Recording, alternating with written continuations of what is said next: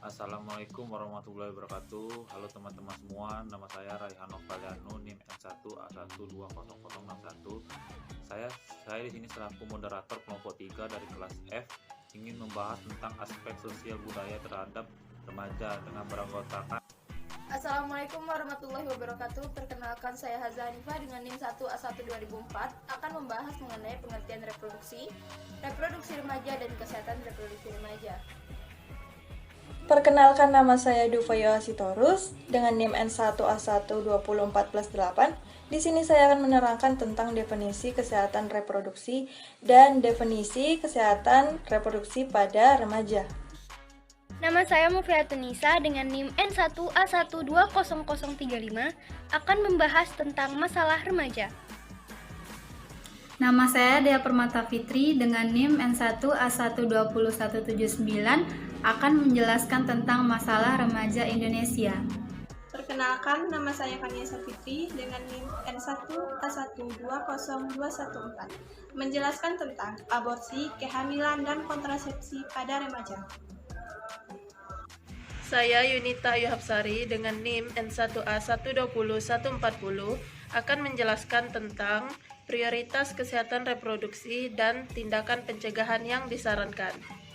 Hai, perkenalkan, nama saya Lola Alfadia dengan NIM N1A12079 akan menjelaskan tentang infeksi menular seksual pada remaja. Saya Trijulia Amanda dengan NIM N1A1201184 akan menjelaskan mengenai komponen pembinaan kesehatan keluarga. Nama saya Syafika Duyanti dengan NIM N1A1201153 yang akan membahas infeksi menular seksual pada remaja. Nama saya Irene Marcella Famasi Nazara dengan NIM N1A1200202 akan menjelaskan mengenai layanan remaja yang direkomendasikan. Nama saya Cici Alfadilah dengan NIM N1A1200005 menjelaskan tentang mengapa remaja perlu mengetahui kesehatan reproduksi dan pengetahuan dasar yang diperlukan pada remaja. Bahan kajian. Yang pertama, definisi remaja. Yang kedua, definisi produksi dan kesehatan reproduksi. Yang ketiga, masalah remaja. Yang keempat, tanggapan dari masalah. Yang kelima, aborsi, kehamilan, dan kontrasepsi pada remaja. Yang keenam, infeksi menular pada remaja. Yang ketujuh, penerapan yang diperlukan remaja. Yang kedelapan, definisi remaja. Pada umumnya, remaja didefinisikan sebagai masa peralihan dari masa kanak-kanak ke masa dewasa. Batasan usia remaja menurut WHO adalah 12-24 tahun. Namun, jika pada usia remaja seseorang sudah menikah, maka ia tergolong dalam usia dewasa atau bukan remaja lagi. Sebaliknya, jika usia sudah bukan remaja tetapi masih tergantung pada orang tua, maka dimasukkan ke dalam kelompok remaja. Poin selanjutnya ada rentang usia remaja, di mana rentang usia remaja bervariasi bergantung pada budaya dan tujuan penggunaannya. Nah, di Indonesia sendiri, berbagai studi pada kesehatan reproduksi remaja mendefinisikan bahwa remaja sebagai orang muda yang berusia 15-24 tahun. Badan Koordinasi Keluarga Berencana Nasional atau BKKBN mendefinisikan bahwa usia remaja adalah usia dari mulai 10-24 tahun. Nah, selanjutnya ada pada Departemen Kesehatan dalam program kerjanya menjelaskan bahwa remaja adalah usia yang berkisar dari 10-19 tahun.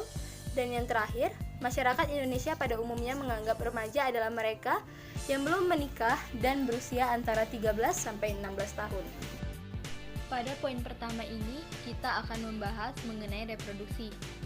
Nah, sebenarnya apa sih pengertian dari reproduksi itu?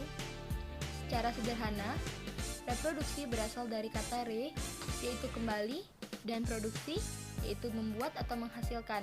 Nah, jadi reproduksi mempunyai arti suatu proses kehidupan manusia dalam menghasilkan keturunan demi kelestarian hidupnya.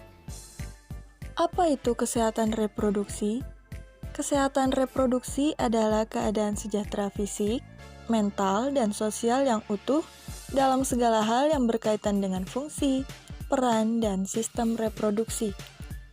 Lalu apa itu kesehatan reproduksi remaja? Kesehatan reproduksi remaja adalah suatu kondisi sehat yang menyangkut sistem, fungsi, dan proses yang dimiliki oleh remaja. Masalah remaja. Program kesehatan reproduksi remaja mulai menjadi perhatian pada beberapa tahun terakhir ini dikarenakan beberapa alasan. Di antaranya yang pertama yaitu adanya ancaman HIV atau AIDS yang menyebabkan perilaku seksual dan kesehatan reproduksi remaja muncul ke permukaan.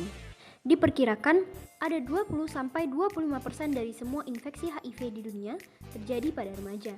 Demikian pula halnya dengan kejadian IMS yang tertinggi di remaja, khususnya remaja perempuan pada kelompok usia 15-29 tahun.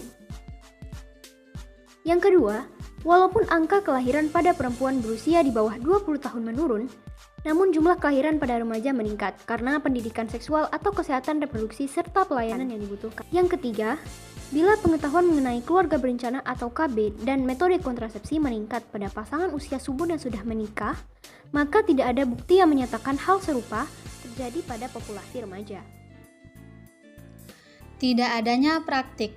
Pengetahuan dan praktik pada tahap remaja akan menjadi dasar perilaku yang sehat pada tahap selanjutnya dalam kehidupan, sehingga investasi pada program kesehatan reproduksi remaja akan bermanfaat selama hidupnya.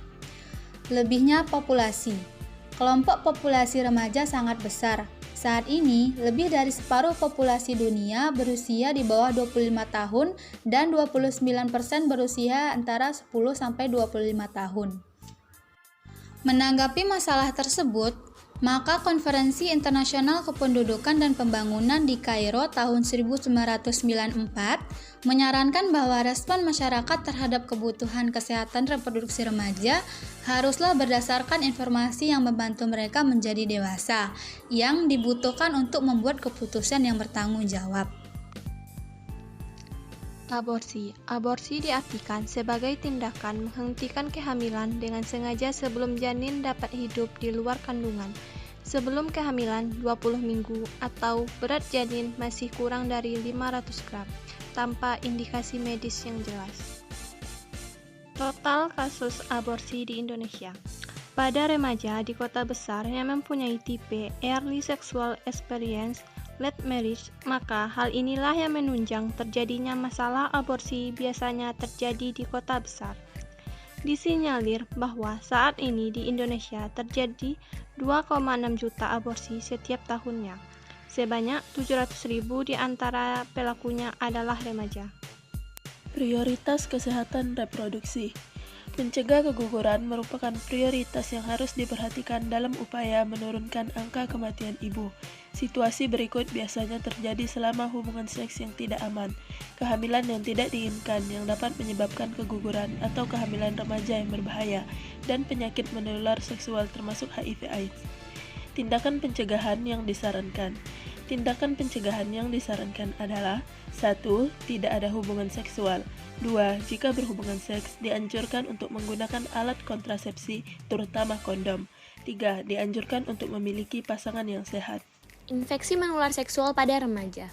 Infeksi menular seksual atau IMS adalah penyakit yang penularannya terutama melalui hubungan seksual. Selain itu, penularan IMS dapat melalui jarum suntik yang terkontaminasi dari ibu ke janinnya. Jenis dan gejala. Yang pertama, gonore atau kencing nanah. Gejala pada laki-laki diantaranya rasa pedih pada saluran kemih, nyeri saat kencing, dan keluar cairan atau nanah dari lubang saluran kencing. Sedangkan pada perempuan sering tidak menimbulkan gejala selain keputihan. Gonore dapat menimbulkan komplikasi kemandulan, dan pada wanita hamil, bayi terinfeksi pada mata atau kebutaan dan hamil di luar kandungan. Yang kedua adalah sifilis atau raja singa. Gejalanya diantaranya luka lecet pada alat kelamin atau sekitar dubur yang tidak terasa nyeri. Ada benjolan pada lipatan paha tidak nyeri dan ruam kulit tidak gatal. Komplikasi yang dapat timbul adalah keguguran, bayi lahir prematur, serta kecacatan pada bayi. 3. Kutil kelamin dan jengger ayam. Gejalanya adalah bintil-bintil kecil, kemudian membesar menyerupai jengger ayam. Komplikasinya yaitu dapat menyebabkan kanker rahim dan kanker pada penis. 4.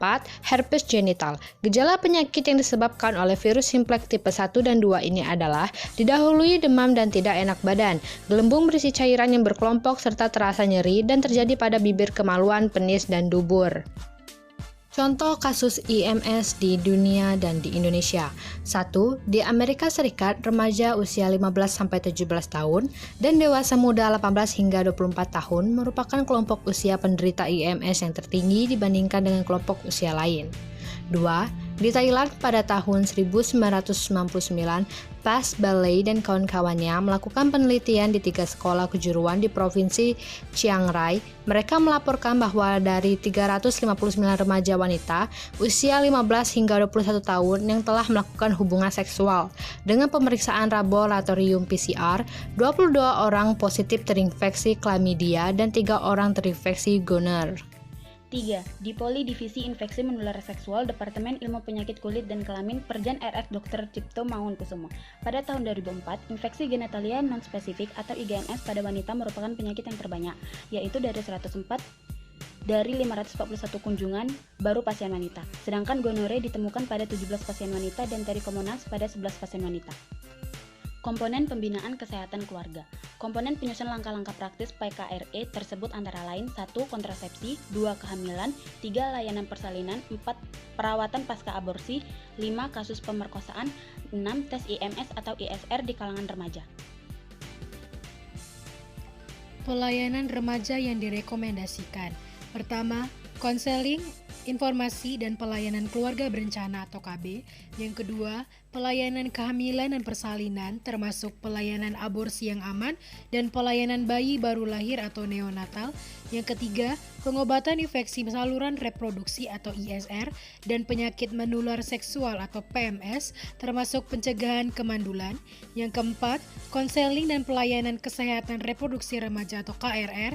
Dan terakhir, konseling, informasi dan edukasi mengenai kesehatan reproduksi. Apa remaja perlu mengetahui kesehatan reproduksi? Remaja perlu mengetahui kesehatan reproduksi agar memiliki informasi yang benar mengenai proses reproduksi, serta berbagai faktor yang berhubungan dengan informasi yang benar. Diharapkan remaja memiliki sikap dan tingkah laku yang bertanggung jawab mengenai proses reproduksi. Pengetahuan dasar yang perlu diberikan kepada remaja. Yang pertama, pengenalan mengenai sistem, proses, dan fungsi alat reproduksi. Yang kedua, pendewasaan kawin pada remaja. Yang ketiga, pengetahuan mengenai penyakit menular seksual dan HIV atau AIDS serta dampaknya terhadap kondisi kesehatan. Yang keempat, bahaya penggunaan narkoba atau obat-obatan pada kesehatan reproduksi. Yang kelima, perilaku sosial dan media terhadap perilaku seksual.